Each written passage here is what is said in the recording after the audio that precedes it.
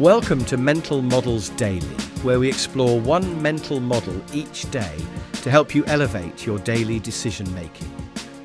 Today, we're exploring a fallacy that often leaves us feeling luckier than we truly are, the hot-hand fallacy. Don't worry, we won't need oven mitts for this discussion. The hot-hand fallacy is the belief that a person who has experienced success with a random event has a greater probability of further success in additional attempts.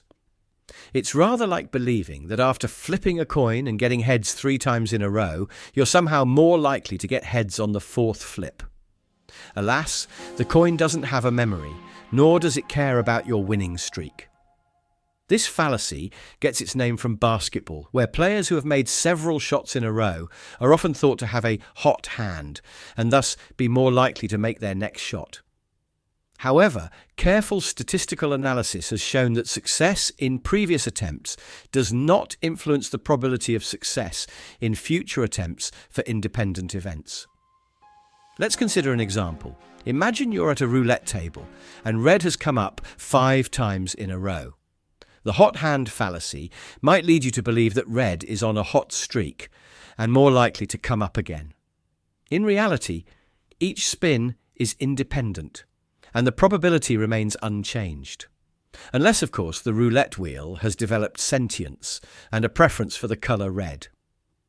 In sports, the hot-hand fallacy can lead to questionable strategic decisions.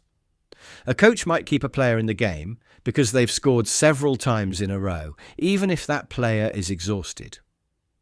This is akin to expecting a kettle to keep boiling after it's been unplugged. Past performance doesn't guarantee future results.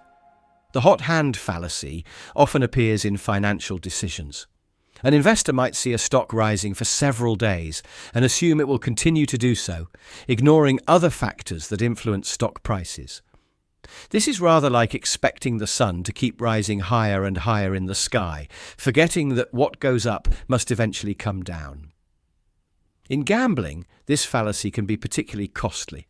A gambler on a winning streak might increase their bets, believing their luck will continue. This is about as logical as expecting a flipped coin to remember its previous landings. Chance has no loyalty to past outcomes. So, how can we avoid falling for the hot-hand fallacy?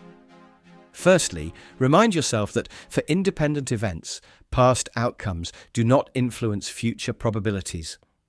Each event is a clean slate, unaffected by what came before. It's like baking a cake. The success of your last bake doesn't magically influence your current mix. Secondly, look for larger patterns and underlying factors, rather than focusing on short-term streaks.